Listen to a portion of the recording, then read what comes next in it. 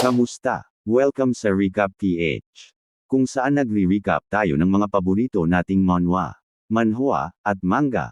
Samahan niyo akong magbalik tanaw sa mga astig na pangyayari sa mundo ng comics, at tumuklas ng mga bago nating magiging paborito. Huwag kalimutang mag-subscribe para lagi kang una at updated sa mga bagong video. Simulan na natin.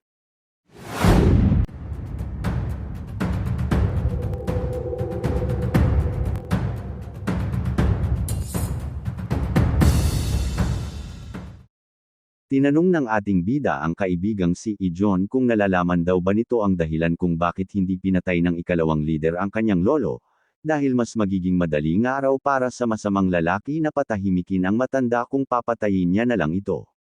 Mabilis namang sumagot ang binata na kung tama raw ang kanyang hinala, ay may sikretong grupo sa loob ng bulwagan ng medisina na palihim na gumagawa ng mga hakbang, na kahit ang mga elder ng kanilang angkan ay walang nalalaman. Ayon pa sa binata, sa loob ng tanggapan ng medisina ay may nakatago na isang panloob na tabletang gawa sa maalamat na nilalang, na kilalang naninirahan sa loob ng isang bulkan at kilala rin ng marami sa tawag na 10,000-year fire carp. Labis namang ikinagulat ng dalawang dalaga ang patuloy na pagbubunyag ng kanilang kaibigan, hindi sila makapaniwala na mayroong ebidensya na magpapatunay na totoong umiral ang maalamat na nilalang at hindi isang kwentong bayan lang. Hindi naman maintindihan ng ating bida kung bakit labis na pinapahalagahan ng kanilang tanggapan ang tableta, dahil ayon sa kanya ay isa lang naman itong bagay na magpapalakas ng panloob na enerhiya ng isang individual. Pero ayon naman sa binatang si Ijon ay hindi raw ito isang simpleng tableta lang, dahil mayroon daw isang lumang kwento tungkol sa isang babaeng lider ng isang makapangyarihang sekta, na matapos kainin ang parehong tableta ay agad na nagkamit ng malakas na malaapoy na enerhiya at nakarating sa mas mataas na antas ng martial arts. Bagamat naglaho na ang nasabing sekta sa tagal ng panahon, at dahil sa impluwensya ng sekta ng mga demonyo ay nananatili pa rin daw ang maalamat na pangyayaring ito. Dagdag pa ng dalagang si Mirio, para sa iba ay maituturing daw na isang kalokohan ang nasabing alamat pero malaki ang kanyang paniniwala, na totoong nagkamit ng mataas na level ang babae matapos kainin ang tableta dahil ang impormasyong ito ay direktang ipinasa ng kanilang mga ninuno. Bukod pa rito, ang tabletang gawa sa maalamat na nilalang ay palaging naglalaman ng mabagsik na lason, at siguradong mamamatay ang isang individual kapag basta na lang itong kinain ng hindi inaalis ang mapanganib na bahagi, pero mababawasan din daw ang bisa ng tableta kung hindi aalisin ng maingat ang lason nito. Naunawaan naman ng ating bida ang paliwanag ng kanyang mga kaibigan, pero mabilis nitong kinumpirma sa binatang si Ijon kung ang dating leader lang ng tanggapan, ang bukod tanging may kakayahan na alisin ang lason habang pinapanatili ang bisa ng tableta. Agad rin namang sumagot ang binata na tama raw ang mga sinabi ng ating bida. Ito raw mismo ang dahilan kung bakit hindi pa rin pinapatay ng kasalukuyang lider ang kanyang lolo at sa halip ay ikinulong lang, dahil kailangan nito ang tulong ng matanda para ligtas na makain ang maalamat na tableta. Dagdag pa niya, ang totoong layunin ng kasalukuyang lider ay makarating sa mas mataas na antas ng martial arts sa pamamagitan ng tableta, at sa sandaling mangyari ito ay balak daw ng lalaki na tuluyan ng umalis sa angkan ng mga tang, kasama ng lahat ng kanyang mga tagasunod at maging pinuno sa kanyang bagong sektang binabalak itayo. Bagamat magkakaroon nga raw ng karagdagang enerhiya ang kasalukuyang lider ng tanggapan sa sandaling kainin nito ang tableta, ayon sa ating bida ay hindi pa rin naman siguradong makakarating ang lalaki sa mas mataas na level ng martial arts nang hindi nagkakamit ng malalim na pangunawa tungkol dito.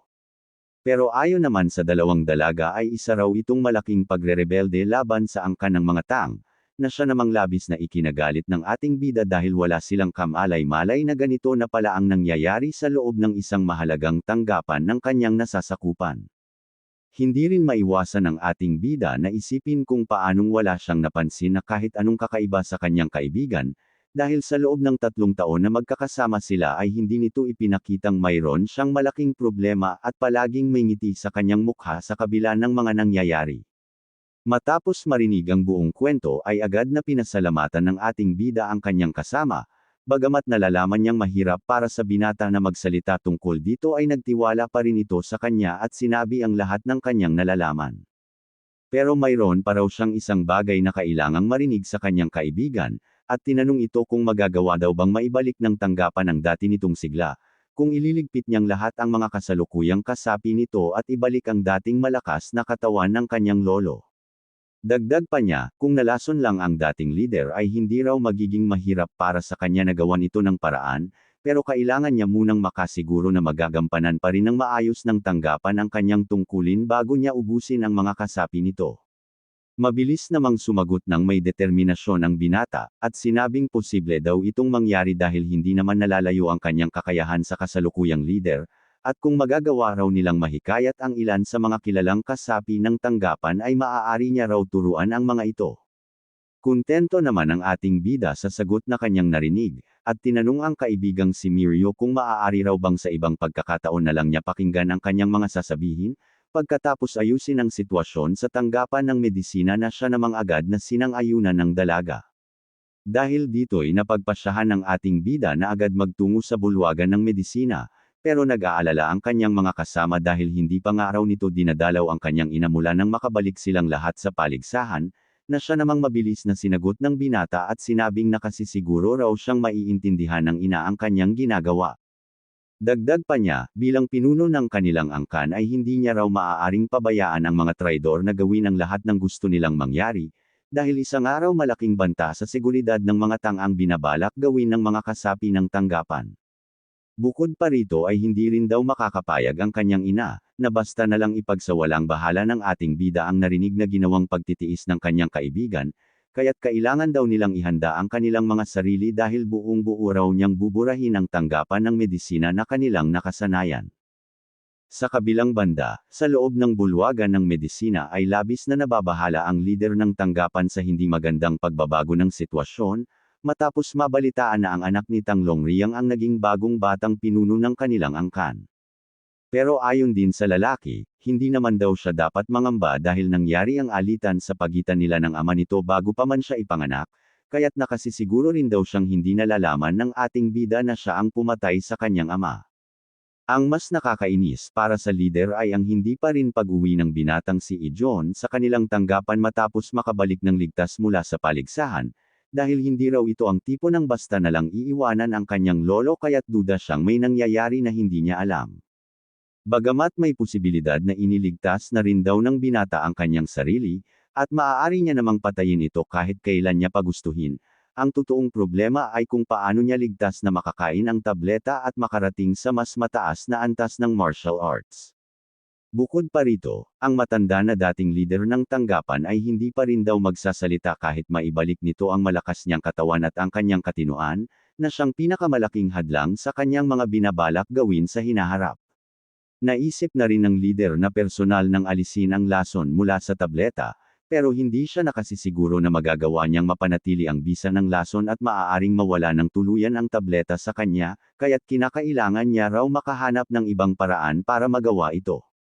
Samantalang nasa malalim na konsentrasyon ang lalaki ay bigla na lang siyang nakarinig ng ingay mula sa labas ng kanyang silid, at ilang sandali pa ay nagmamadaling binuksan ng isa sa kanyang mga tauhan ang pintuan para ibalita sa kanya ang mga nangyayari. Nang tanungin nito ang kanyang tauhan kung ano ang dahilan at nagkakagulo sa labas, ay agad nitong sinabi na isa-isang hinuhuli ng mga mandirigma ng angkan ang kanilang mga kasama, nang hindi man lang sinasabi sa kanila ang dahilan ng pagpunta nila sa tanggapan. Dagdag pa niya, tila may hinahanap daw ang mga ito base sa ginagawa nilang paghahalughog sa buong bulwagan, at ang mga mandirigma na sanhi ng kaguluhan ay personal na pinangungunahan ng bagong pinuno ng kanilang angkan na si Tang Yonmyung, kasama ang apo ng dating leader ng tanggapan na si Tang Ijon. Nang madakip na ang lahat ng mga kasapi ng bulwagan ay agad silang tinipon sa isang lugar, at mabilis rin namang humingi ng paliwanag ang mga ito kung bakit sila nanggugulo dahil tila nakalimutan daw ng mga mandirigma at ng ating bida kung nasaan sila.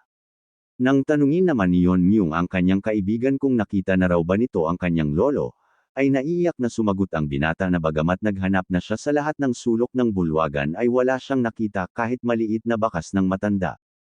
Ilang sandali pa, sa labis na pag-aalala ng binata para sa kaligtasan ng kanyang lolo ay pasigaw nitong tinanong ang mga dating kasama, kung saan ikinulong ng lider nila ang matanda na hanggang sa mga sandaling ito ay hindi siya nakasisiguro kung nabubuhay pa. Pero tila walang balak magsabi ng totoo ang mga nahuling lalaki dahil matapos nilang tignan ang isa't isa, ay sumagot ang mga ito na hindi raw nila nalalaman ang lokasyon kung saan nakakulong ang matanda. Nang mapansin naman ng ating bida ang sabuatan ng mga ito ay agad niyang inatasan ang mandirigmang si Won Jin, na mabilis rin namang nilabas ang kanyang sandata at walang awang tinagpas ang mga ulo ng dalawang lalaki sa kanyang harapan. Mariing sinabi ng ating bida na wala raw siyang oras para makinig sa kanilang mga kasinungalingan, kaya't mas makabubuti para sa kanila na magsabi ng totoo at huwag subukan ang kanyang pasensya, habang ang iba pang mga kasapi ng tanggapan ay nanghilakbot sa kanilang mga nasaksihan. Dagdag pa ng binata, kung magpapatuloy lang sila sa pagpapanggap na wala silang nalalaman ay matutulad sila sa sinapit ng dalawa nilang kasama, dahil isa lang naman daw sa kanila ang kailangan ng binata na magsalita at ituro kung nasaan ang dati nilang leader. Makalipas ang ilang sandali, matapos ituro ng mga kasapi ng tanggapan kung saan nila dinala ang dating leader, ay sinabi rin ng mga ito na inutusan daw sila ng kasalukuyang leader na ikulong ang matanda sa isang mapanganib na lugar gaya nito, na siya namang labis na ikinagulat ng binatang si Ijon. Ayon sa kanya, dito raw dinadala ang mga pasyente ng tanggapan na hinihinalang may sakit na nakakahawa, pero dahil sa malamig at mamasa-masa nitong kapaligiran ay matagal na itong isinara dahil pinalala lang nito ang kondisyon ng mga pasyente. Maya-maya pa ay napagpasyahan na ng ating bida na pasukin ang lugar kasama ang kaibigan, at agad ring inatasan ang brigada na iligpit ang lahat ng mga kasapi ng tanggapan, na siya namang mabilis na sinunod ng mga mandirigma habang ang mga lalaki ay nagmamakaawa sa ating bida na wag silang patayin. Pero wala nang pakialam ang binata sa mga traidor na kasapi ng tanggapan, at habang unti-unti silang bumababa ng kanyang kaibigan ay isa-isa rin silang pinagpapatay ng mga mandirigma ng brigada. Nang makapasok na ang dalawa sa loob ng kuweba ay naisip ng ating bida na masyado raw malalim ang pagkakahukay sa lugar na ito, at dahil sa hindi magandang kondisyon nito sa loob ay naintindihan na niya kung bakit kinailangan itong isara. Sandali namang huminto sa paglalakad ang binata nang sumagi sa kanyang isipan ang posibleng kalagayan ng kanyang lolo, hindi nito maiwasang isipin kung ano ang kanyang gagawin sakaling huli na ang lahat at binawian na ng buhay ang matanda. Pero agad rin naman siyang nabuhayan ng loob matapos sabihin ng ating bida na hindi niya raw kailangang mag-alala dahil nabubuhay pa ang dating leader, at gamit ang kanyang kapangyarihan ay natagpuan na rin daw ng binata ang lokasyon nito. Mabilis ring nagtungo ang dalawa sa kinaroroonan ng matanda, at sa sandaling makita ng binata ang kaawa-awang kalagayan ng kanyang lolo ay agad niya itong tinawag, pero dahil sa masamang kondisyon ng matanda ay hindi na nito nagawang sumagot pa. Nang makita naman ng ating bida ang desperadong kaibigan ay agad niya itong pinatabi para sirain ang kulungan, at sa isang iglap lang ay mabilis na naputol ang mga bakal matapos tagpasin ng binata gamit lang ang kanyang kamay. Dali-daling sinuri ng binata ang kondisyon ng kanyang lolo, at nang malaman ang kasalukuyang kalagayan ng dating leader ng tanggapan ay hindi nito maiwasan na umiyak, dahil hindi raw ganito kalala ang kalusugan ng matanda bago mag-umpisa ang kompetisyon kaya't nakasisiguro ang dalaga na ginamitan daw ito ng mas mabagsik na lason. Agad rin namang pinakalma ng ating bida ang kanyang kaibigan at sinabing gagawin daw nila ang lahat para mailigtas ang kanyang lolo, at tinanong ang binata kung ano pa sa tingin nito ang ginamit na lason ng mga kalaban sa matanda.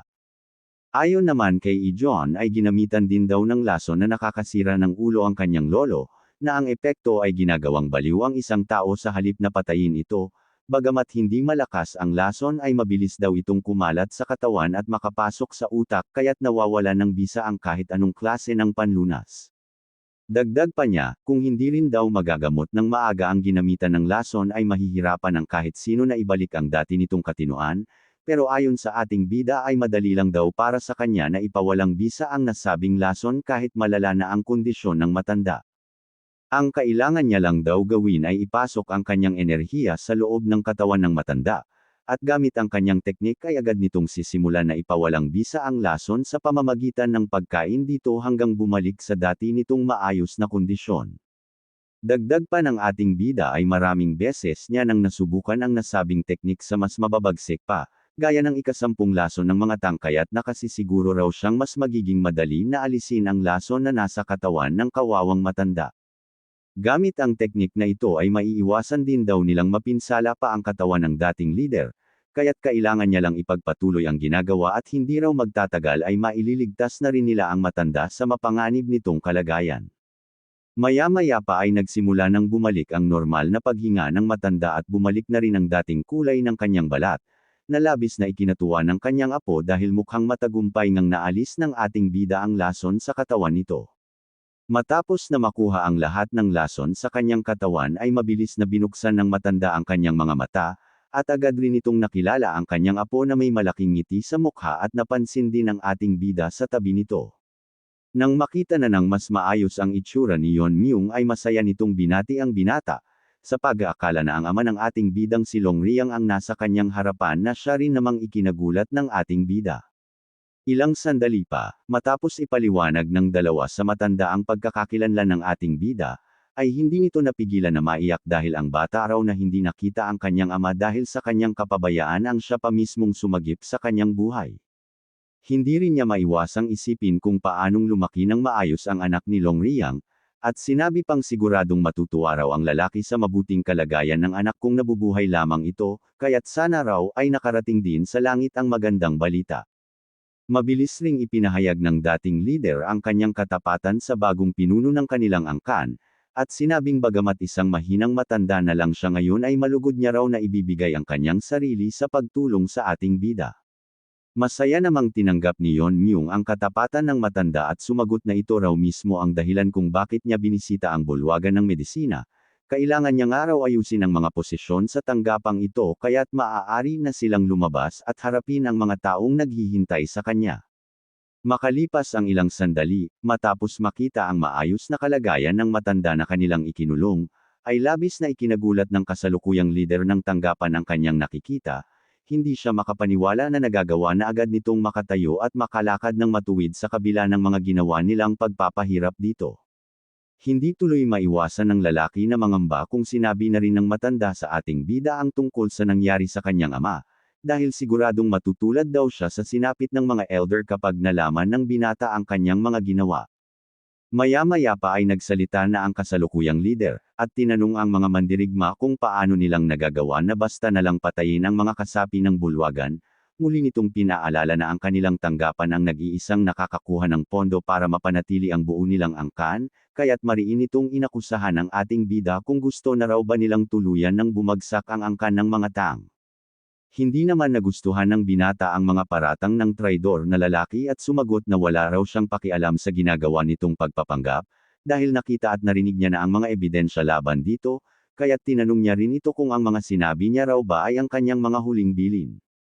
Tinanong din ng ating bida ang matanda kung may gusto pa ba siyang sabihin sa mga dating kasama, na sa kabila ng kanyang mabuting pakikitungo at maayos na pamamalakad sa kanilang tanggapan, ay nagawa pa rin siyang traidorin at pahirapan sa loob ng maraming taon.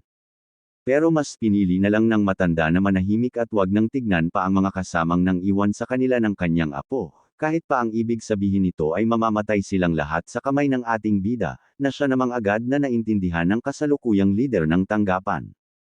Agad nitong pinaalis ang kanyang mga tauhan na nakaharang sa kanyang daanan at mabilis na tumakas palayo sa ating bida. Wala na siyang pakialam pa sa kanyang mga tauhan dahil ang nasa isip lang nito ay makaligtas siyang mag-isa, at matapos makain ng tableta at makarating sa mas mataas na level ng martial arts ay hahanap na lang ng ibang paraan para maisagawa ang kanyang binabalak. Pero habang tumatakbo ay bigla na lang siyang nakaramdam ng kakaiba. Kasunod nito'y naparalisa ang buo niyang katawan matapos makita ang maliit na sandatang nakatusok sa kanyang leeg. Sabay sabi ng ating bida na ang mabagsik na lason na kanyang ginamit sa lalaki ay ang ginawa ng kanyang kaibigan na si Ijon.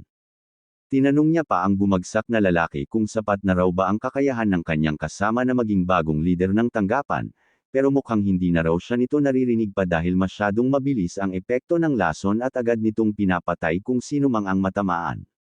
Matapos masaksihan ang nangyari sa kanilang leader ay isa-isa na ring nagtakbuhan palayo ang mga kasapi ng tanggapan, dahil nalalaman nilang lahat na walang matitirang buhay sa kanila at wala ring magagawa ang kanilang pagmamakaawa sa dating leader ng tanggapan, o sa bagong pinuno ng kanilang angkan. Agad rin namang inatasan ng ating bida ang buong brigada na linisin ang mga basurang nakakalat sa kanyang harapan, na siya rin namang mabilis na sinunod ng mga mandirigma at hinabol ang mga kasapi ng tanggapan na tumatakbong palayo sa kanila. Walang awa nilang pinagtatagpas ang mga tauhan ng dating leader sa sandaling maabutan nila ang mga ito, At habang naglalakad ang ating bida kasama ang kanyang kaibigan at ang sinagip na matanda, ay mariin itong ipinag-utos sa kanyang mga mandirigma na huwag magtitira ng kahit isa sa mga kasapi ng tanggapan, at burahin sa kasaysayan ng angka ng buong bulwagan ng medisina sa kasalukuyan. At dito muna natin panandaliang tatapusin ang ating video. Maraming salamat sa panunood hanggang huli. Huwag kalimutang mag-subscribe para sa mga susunod pang kabanata ng ating serye. Hanggang sa susunod na video.